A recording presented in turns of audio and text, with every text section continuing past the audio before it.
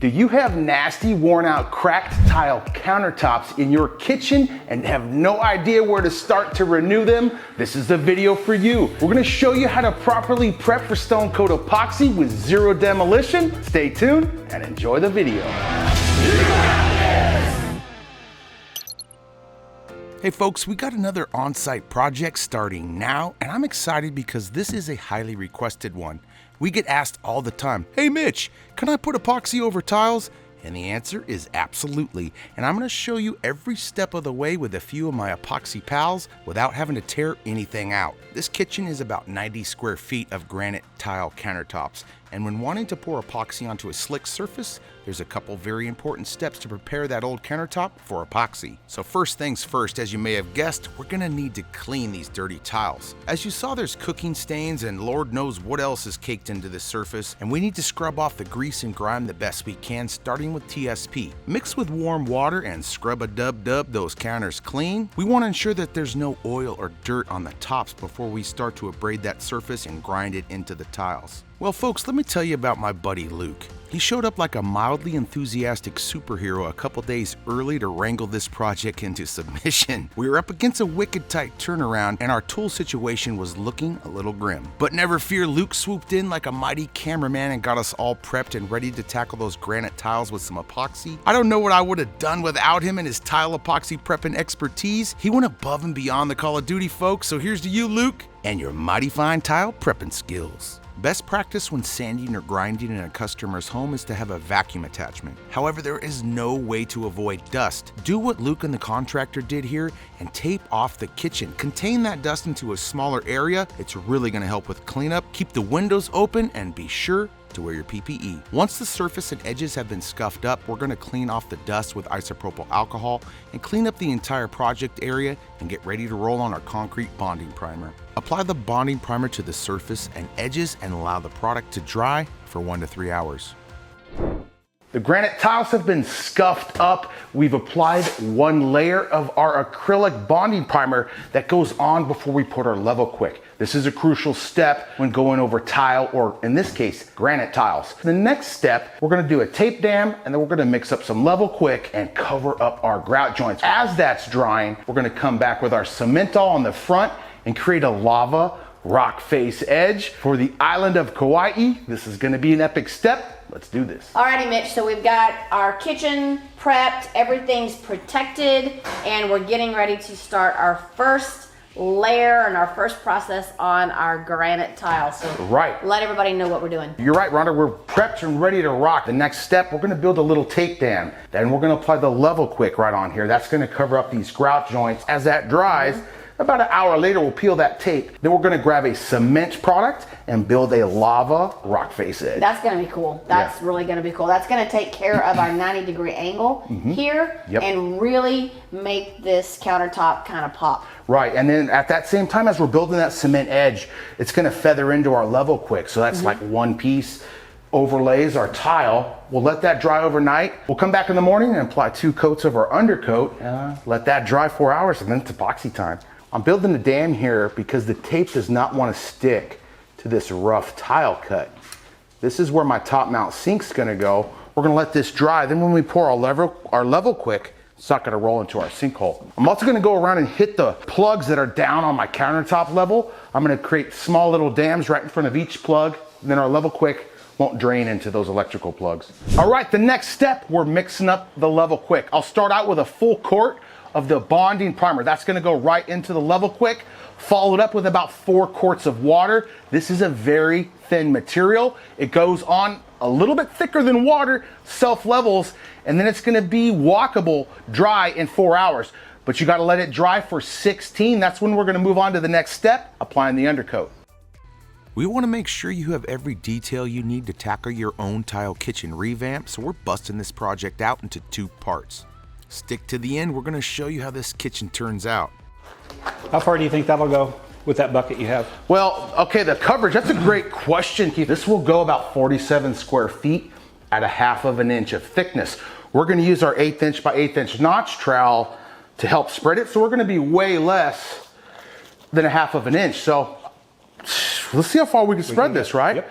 But if you're gonna pour it, if you're gonna pour it 1/2 of an inch, you could go 47 square feet. We do have a couple valleys that we're gonna overcome. So this is a great tool to use on your, you have to use this when going over tile because tile is never flat. All right, I'm gonna pour smaller puddles and then we're gonna help spread that material using our 1/8 inch by 1/8 inch square notch trowel. Then the material does all the hard work for you. It's gonna self-level. As that thickens up, we're gonna come back, peel that tape, and then start working on our edge with the Cementol. Combine those two together as it's curing. It's gonna be perfect. Working in a team that can inspire you, challenge you, and make you laugh is priceless.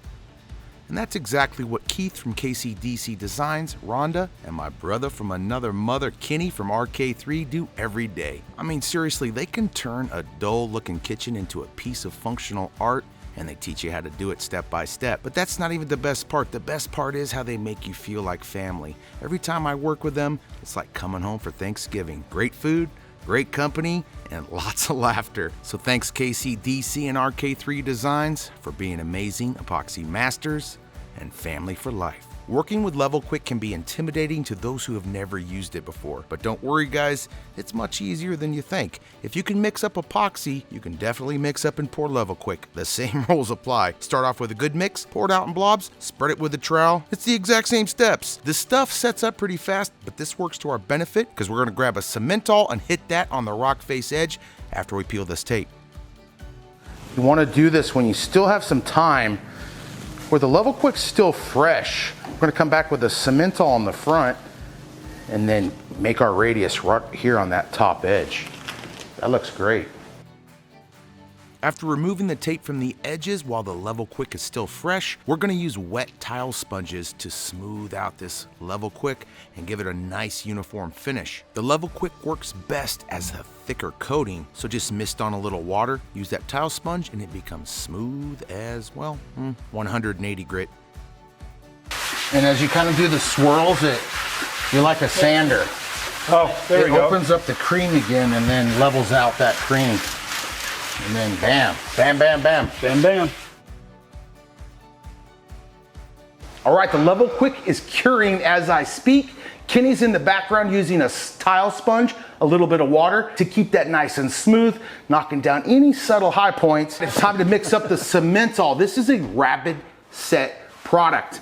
It's gonna set quickly is what that means. And we're gonna also use this concrete bonding adhesive. This is a crucial ingredient. Do not mix with water.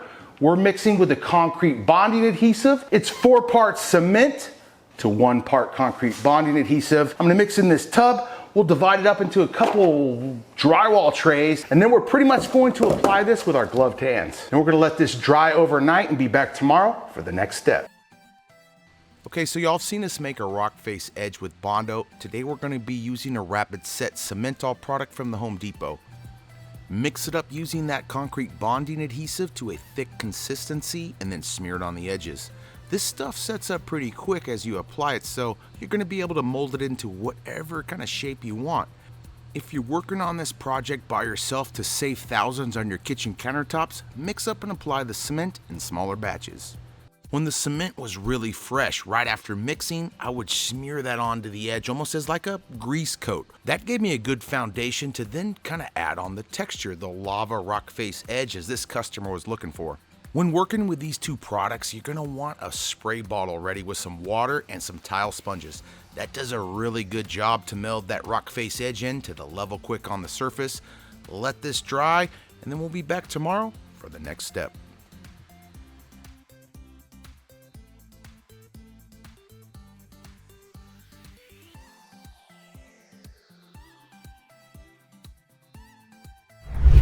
We're back, it's the next day. It's been about 18 hours.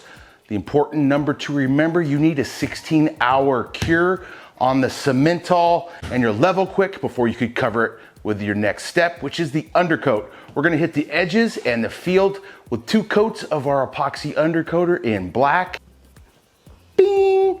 We're gonna let that dry for a minimum of 4 hours. Now keep this in mind, we're in Hawaii, it's beautiful. It's quite humid. You probably noticed as I sweated profusely yesterday. So that's gonna make your paint dry times a little longer. So we'll probably give it another hour or so, maybe 2. All right, next step, grab some rollers, Kenny. Let's start painting. Let's do it. Stone Coat's epoxy undercoat is our base paint we roll on and it dries extremely fast. Most latex paints take about 24 hours to fully off-gas, whereas our epoxy undercoat only needs about 4 to 6 hours to dry before covering with epoxy. We'll apply 2 thin coats, making sure to get all the highs and lows in those edges and let it dry, and we're going to move on to the next step. It's always a great idea to pre-fog those vertical edges, especially in this case when they're really thick, with a little bit of spray paint to give those edges a visual interest as the epoxy flows over. All right, we're back. It's the next day. Yesterday, we applied our 2 coats of epoxy undercoater, and then we fogged our edges. We let that concrete overlay dry the manufacturer's suggested time of 16 hours, not taking into account the extreme humidity. We came back, we're doing our tape dam. We wanted to test adhesion. We had some lift off. That's because we covered our concrete a little bit too soon. So for those of you in the humid extreme tropics, let that concrete dry for an excessive amount of time. You do not want any moisture trying to escape when you put the undercoater on. So today we called an audible. We're gonna rough up and remove some of this undercoat, let the concrete off gas and dry. We're then gonna mix up a seal coat, 2 ounces per square foot. This is also gonna help with our extra beefy XL edge. It's huge, it's rough, and we're gonna do an exotic pour, so we want that to flow over nice and even, and that seal coat's really gonna help that. But remember, for those of you in high humid areas, the epoxy is gonna cure quicker, but your cementous products that you're mixing water in are gonna take an extended time. We should have let this concrete cure for 2 days rather than just overnight. We would have been good to go. All right, guys, let's grab some sanders. We're gonna sand off the top with 60 grit. We got it hooked to a vacuum.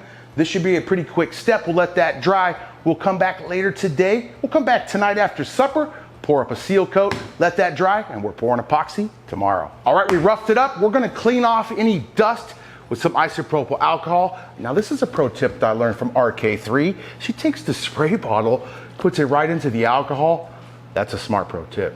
All right, it's time to mix up the seal coat. We're gonna mix up 2 full gallons in our 10-quart bucket. We're gonna tint that a very dark green to go with our color scheme. We're gonna apply 2 ounces per square foot with our hands and some shower squeegees. Those really help spread that material really quickly. We'll let that cure overnight. We'll be back tomorrow after a full cure to lightly scuff the epoxy, build our tape dams, and pour the exotic pour. Guys, this is a pro tip. We are borrowing the contractor's drill. So we're gonna wrap his drill with some cling wrap. That way when Keith grabs the drill with epoxy covered hands, it doesn't ruin it.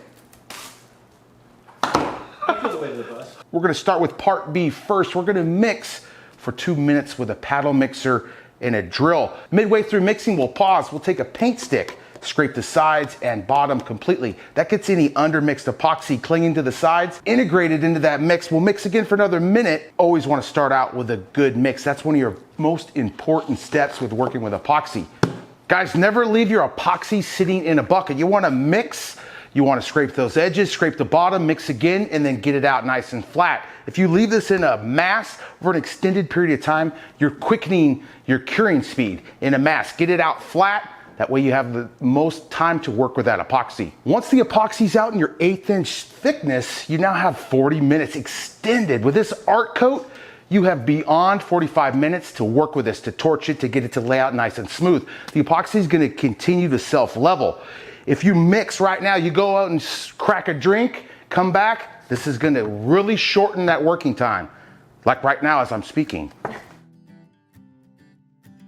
This kitchen is surrounded by windows, so we're going with Art Coat for this project. Stone Coat's Art Coat has the best UV resistance in the industry and is perfect for white and light countertops, and in this case, kitchens surrounded by windows.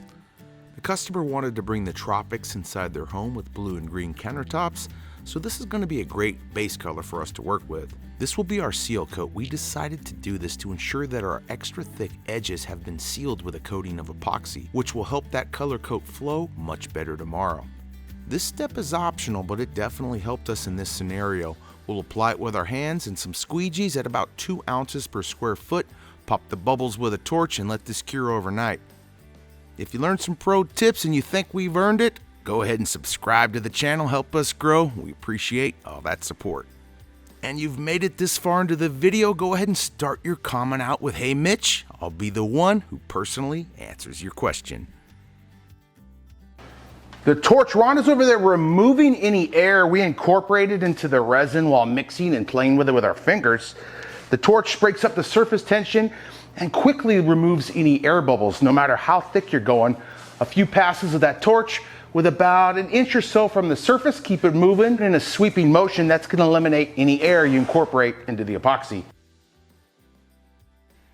I don't know about you guys, but these countertops are already looking better than they did when we walked in. Let me know in the comments below. Yes, I like them more, or no, Mitch, you're a lunatic. I forgot to mention, we went live pouring the color coat. So if you don't want to wait till part 2, which is probably coming in about 5 to 7 days, catch that live on the channel, Stone Coat Countertops, the one you're watching right now.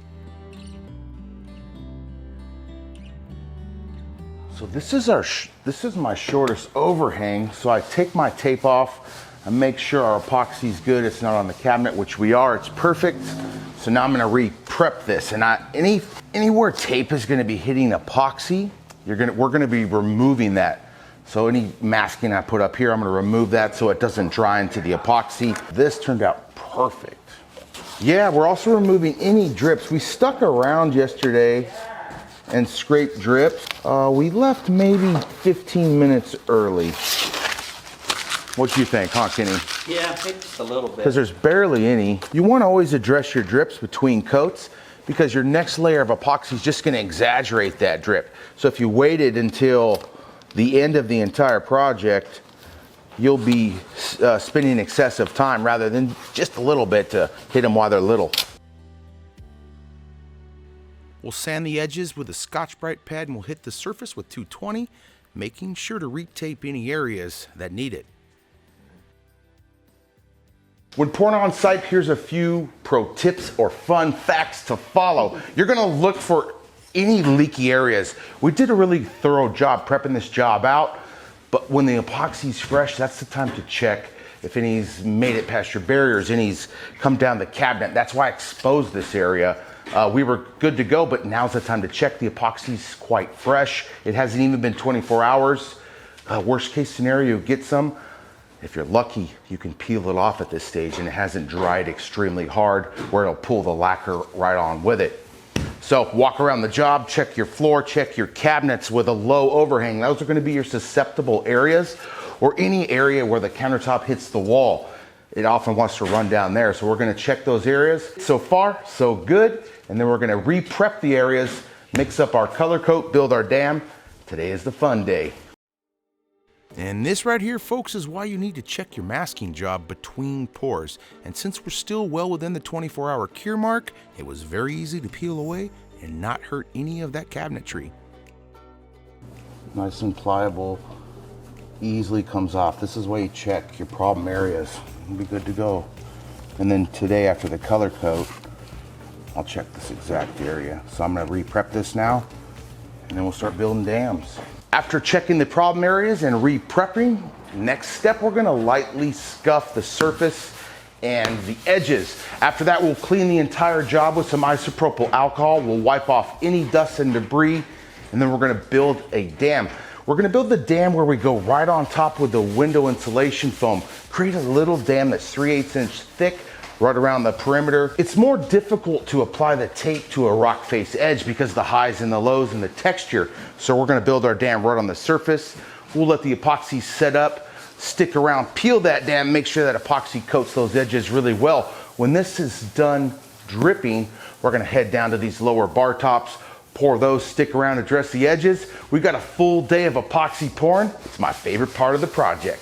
All right, time to build our tape dam. We use this rubber foam insulation. It's got a sticky on one side and foam on the other, but the sticky is insanely sticky. So we go down first with some blue masking tape.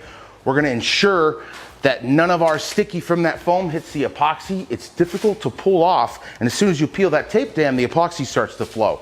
So don't let that happen. Just tape that epoxy and then follow it with a foam tape. All right, I'm putting some plastic down to catch the drips. We're gonna leave this until the drips stop dripping in about 4 to 5 hours, and then we'll mix up and apply our lower countertop.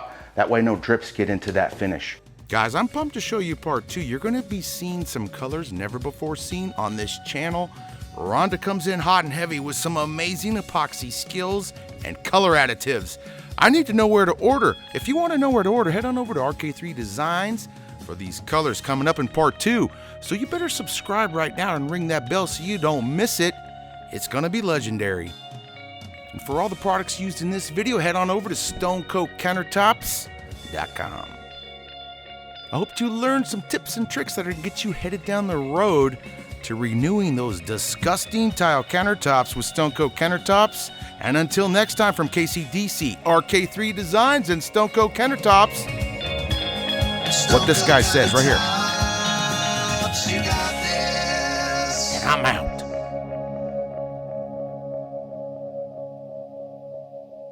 Mix with warm water and scrub a dub. You don't want to have to say, you motherfucker.